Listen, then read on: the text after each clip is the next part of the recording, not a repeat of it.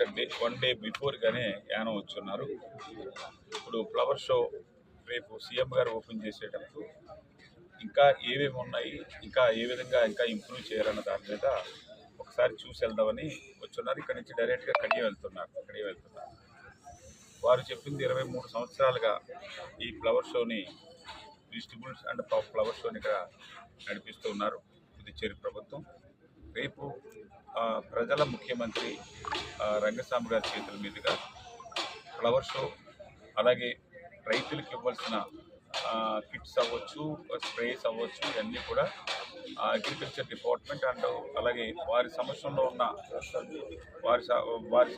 ఉన్న మిగతా పోర్ట్ఫోలియోకి సంబంధించి అన్నీ కూడా రేపు ఆ స్టేజ్ మీద ఇవ్వడం జరుగుతుందని చెప్పేసి వారు చెప్తున్నారు.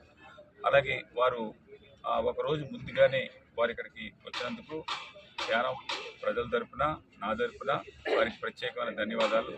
మేమిద్దరు కూడా లాస్ట్ 30 years నుంచి ఒకే స్కూల్ బ్యాచ్ మేమందరం, ఆ బ్యాచ్ అందరూ కూడా ఒకటే బ్యాచ్. ఇది అప్పటి నుంచి మేము ఎమ్మెల్యేగా, మంత్రిగా పనిచేస్తున్నారు. వారికి వారి కుటుంబంతో అందరితోటి కూడా నాకు చాలా మంచి సంబంధాలు ఉన్నాయి. Thank you. யானத்தில் இன்றைக்கி சிறப்பாக ஏற்பாடு செய்திருக்காங்க. இதை வந்து கண்காணித்து வரும் நாளைக்கு மறுநாள்